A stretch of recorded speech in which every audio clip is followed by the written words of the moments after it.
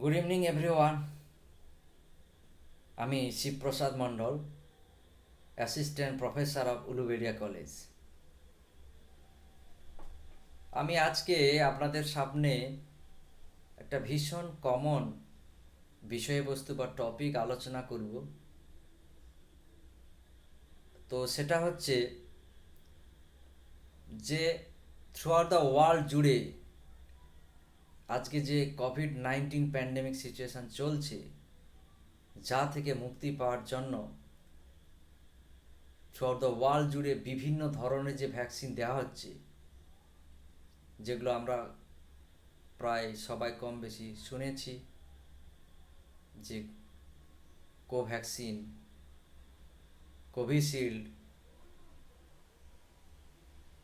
Sputnik V, Johnson and Johnson, Moderna, Pfizer and biotech, এই যে বিভিন্ন ধরনের ভ্যাকসিনেশান চলছে আমাদেরকে কোভিড-19 এই প্যান্ডেমিক সিচুয়েশান থেকে রক্ষা করার জন্য আমরা সবাই নিচ্ছি।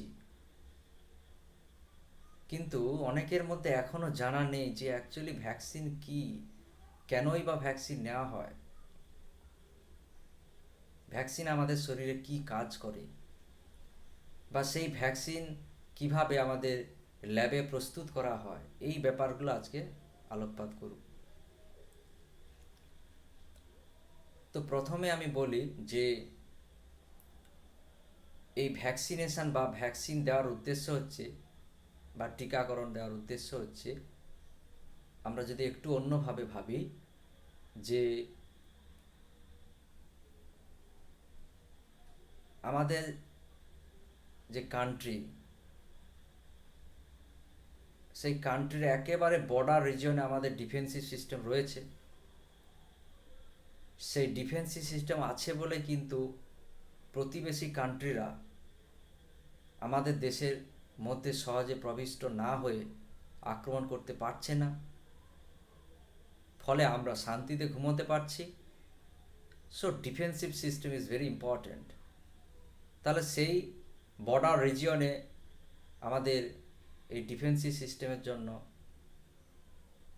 বিভিন্ন প্রতিবেশী যেমন আক্রমণ করতে পারে না, ঠিক তেমনি আমরা যদি এইভাবে আমাদের বিভিন্ন রোগ জীবাণু প্রবেশের হাত থেকে রক্ষা পাওয়ার জন্য আমাদের শরীরে যদি এই ধরনের ডিফেন্সিভ সিস্টেম বা প্রতিরক্ষামূলক ব্যবস্থা আগে থেকে গড়ে তুলতে পারি, তাহলে আমরা বিভিন্ন জীবাণুর আক্রমণের হাত থেকে শান্তিতে থাকতে পারবো। তো সেই উদ্দেশ্যে অ্যাকচুয়ালি আমাদের ভ্যাকসিনেশন করা হয়। তো ভ্যাকসিনেশন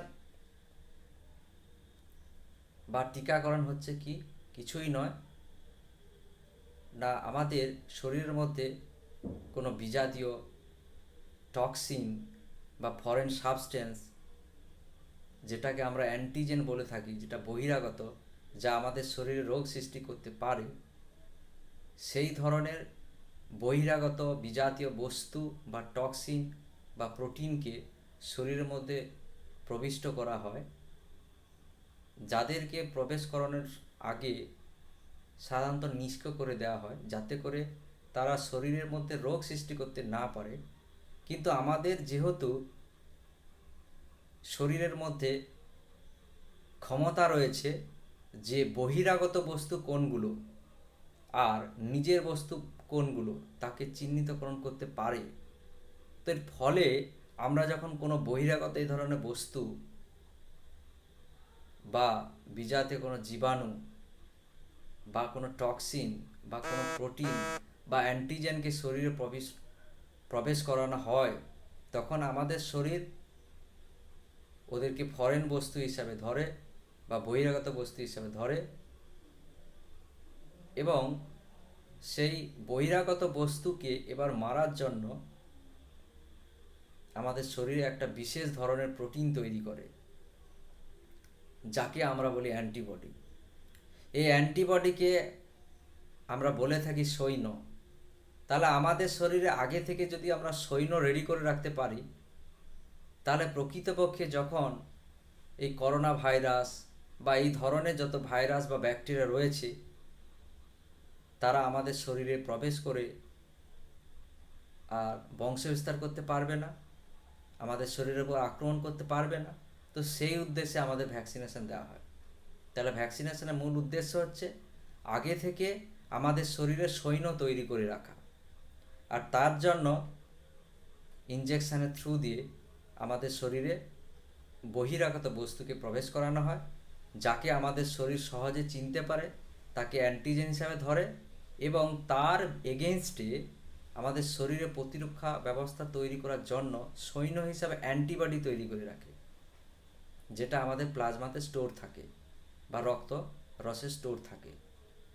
এবার যখন রিয়েলি যে ভ্যাকসিন এর উদ্দেশ্যে আমরা এই সৈন্য তৈরি করে রাখছি, রিয়েলি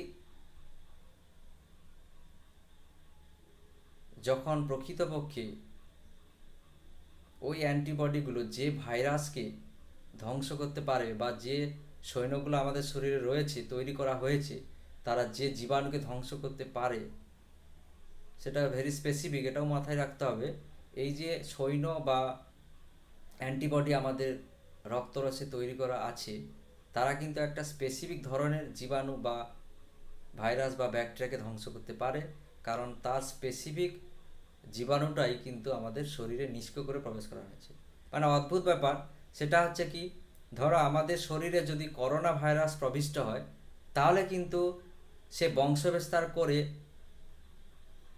আমাদের মৃত্যুর কারণ পথ খুলে দেয়। কিন্তু যদি আবার সেই বহিরাগত ভাইরাসটাকে আমরা যদি ভ্যাকসিন হিসাবে বডিতে পুশ করি, তাহলে কিন্তু ডিজিজ করছে না, কিন্তু তার এগেনস্টে বরঞ্চ সৈন্য তৈরি হচ্ছে। কেন না, ভাইরাসটা যখন রিয়েলি প্রবিষ্ট হয়, সেটা হচ্ছে লিভিং অবজেক্ট, যেটা বংশবিস্তার করতে পারে, কিন্তু যখন তাকে ভ্যাকসিন হিসাবে দেওয়া হচ্ছে, তাকে বেসিক্যালি নিষ্ক্রিয় করে দেওয়া হচ্ছে। এর ফলে বডি তাকে বহিরাগত বস্তু ধরেছে, কিন্তু যেহেতু তাকে নিষ্ক্রিয় করে দেওয়া হচ্ছে, সে আমাদের শরীরে বংশবিস্তার করতে পারেনি এবং আমাদের শরীর তার বিরুদ্ধে সৈন্য প্রস্তুত করে রাখে, যাকে আমরা অ্যান্টিবডি বলছি। এবার রিয়েলি যখন সেই ধরনের কোনো জীবাণু বা ভাইরাস বা ব্যাকটেরিয়া আমাদের শরীরে প্রবেশ করে, সেই সৈন্য ওই ধরনের ভাইরাসকে মারতে সক্ষম হয়। ঠিক আছে, এটাই হচ্ছে আমাদের বেসিক অ্যাম্বিশান, যে কেন ভ্যাকসিনেশন করা হয় আগে থেকে। তাহলে আমাদের শরীরে ভ্যাকসিনেশনের মাধ্যমে অ্যান্টিবডি নামক সৈন্য প্রস্তুত করে প্রকৃত সেই জীবাণু প্রবিষ্টকরণের হাত থেকে আমাদেরকে রক্ষা করে। এবার তো এই ভ্যাকসিনটা অ্যাকচুয়ালি কিভাবে তৈরি করা হয়, তাহলে ভ্যাকসিন কি আমরা জানলাম, এটা একটা বহিরাগত বস্তু, যেটাকে আমাদের শরীরে ইনজেকশনের থ্রু দিয়ে বা টিকাকরণ মাধ্যমে প্রবেশ করানো হচ্ছে এবং যার বিরুদ্ধে আমাদের বডিতে অ্যান্টিবডি নামক সৈন্য প্রস্তুত করা হচ্ছে, যাতে ভবিষ্যতে যদি কোনো কারণে প্রকৃত ওই ভ্যাকসিনের জীবাণু প্রবিষ্ট হয়, সেই বংশবিস্তার করতে পারবে না, ফলে মারা যাবে। এইভাবে আমাদের দেহ সুরক্ষিত থাকে। এবার আমরা জানব যে এই ভ্যাকসিন কিভাবে প্রস্তুত করা হয়। এখন ভ্যাকসিন প্রস্তুত করতে গেলে, আমি যেহেতু এখন কোভিড-19 সিচুয়েশান চলছে, তাই করোনা ভাইরাসকে কেন্দ্র করে এটা বেসিক্যালি প্রেজেন্ট করব। তো বেসিক্যালি ভ্যাকসিন প্রস্তুত করতে গেলে যে ভাইরাস বা যে ব্যাকটেরিয়ার ভ্যাকসিন তৈরি করা হবে তার স্ট্রাকচার জানতে হয় বেসিক্যালি। তো আমরা করোনা ভাইরাসের স্ট্রাকচার সবাই কম বেশি জানি। এটা জাস্ট লাইক এ মুকুটের মতো স্ট্রাকচার। সেই করোনা ভাইরাস, অ্যাকচুয়ালি করোনা শব্দটি ক্রাউন থেকে এসেছে। ক্রাউন মানে মুকুট। এই ভাইরাসের স্ট্রাকচার মুকুটের মতো বলে একে করোনা ভাইরাস বলেছি। এবার এই ভাইরাসের চারিদিকে দেখবে পৃষ্ঠতলে রয়েছে কাঁটার মতো স্ট্রাকচার, যাকে আমরা স্পাইক প্রোটিন বলে থাকি। সেই স্পাইক প্রোটিন হচ্ছে অ্যাকচুয়ালি প্রোটিন নেচার এবং এটা বেসিক্যালি এর অ্যান্টিজেনিক ধর্ম প্রদর্শন করে। এবং এই স্পাইক প্রোটিন কিন্তু অ্যাঙ্কার, অর্থাৎ এই স্পাইক প্রোটিন, করোনা ভাইরাস যখন আমাদের শ্বাস প্রশ্বাসের থ্রু দিয়ে আমাদের লাংসে প্রবিষ্ট হয়, এই স্পাইক প্রোটিনগুলো কিন্তু আমাদের যে এপিথেলিয়াল সেল রয়েছে লাংসে, যেখানে করোনা ভাইরাস অ্যাটাক করে, সেই এপিথেলিয়াল সেলে এই স্পাইক প্রোটিনের সাহায্যে তারা অ্যাটাচ করে এবং সেই ভাইরাসের জিনোম বস্তুটাকে আমাদের শরীরে প্রবিষ্ট করায়, যার কারণে সে অসংখ্য বংশবিস্তার করে আমাদের ডিফেন্সিভ সিস্টেমকে নষ্ট করে দেয়।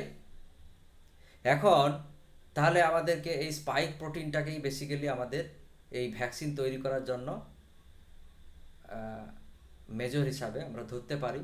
যদিও বিভিন্ন ধরনের মেথড রয়েছে, যেমন এখন রিসেন্টলি mRNA ভ্যাকসিন তৈরি করা হচ্ছে তার জিনোমকে কাজে লাগিয়ে, কিন্তু বেসিক্যালি আমরা যেটা কমার্শিয়ালি ভ্যাকসিন তৈরি করে থাকি, তো এই ধরনের প্রোটিনকে আমরা কাজে লাগিয়ে ভ্যাকসিন তৈরি করি। তো এখানে করোনা ভাইরাসের তাহলে পৃষ্ঠতলে বা সারফেসে যে স্পাইক প্রোটিনগুলো রয়েছে, সেই স্পাইক প্রোটিনগুলো যদি আমাদের শরীরে প্রবিষ্ট করানো হয়, তাহলে আমাদের শরীর তাকে বহিরাগত বস্তু বা অ্যান্টিজেন হিসাবে ধরে ওর এগেনস্টে অ্যান্টিবডি তৈরি করতে সক্ষম হয়। তাই আমরা স্পেসিফিক্যালি এই যে কোভিড-19 ডিজিজকে কিওর করার জন্য যে ভ্যাকসিনেশন দিচ্ছি, এই স্পাইক প্রোটিনকে অ্যাকচুয়ালি পুশ করছি। করোনা ভাইরাসের স্পাইক প্রোটিন, যেটা আমাদের শরীরে আমাদের ডিফেন্সিভ সিস্টেম দ্বারা একে বহিরাগত বস্তু হিসাবে চিহ্নিত হয় এবং তাকে মারার জন্য তার বিরুদ্ধে অ্যান্টিবডি তৈরি করতে সক্ষম হয়।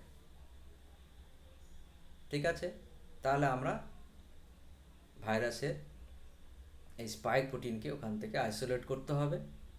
সেই স্পাইক প্রোটিনকে এবার আমরা ইঞ্জেকশনের থ্রু দিয়ে আমাদের দেহে প্রবিষ্ট করালে আমাদের শরীরে যে ডিফেন্সিভ সিস্টেম রয়েছে, যে সহজে বহিরাগত বস্তুকে চিনতে পারে, সেই ডিফেন্সিভ সিস্টেম দ্বারা বহিরাগত বস্তুকে অ্যান্টিজেন হিসাবে ধরা হয়।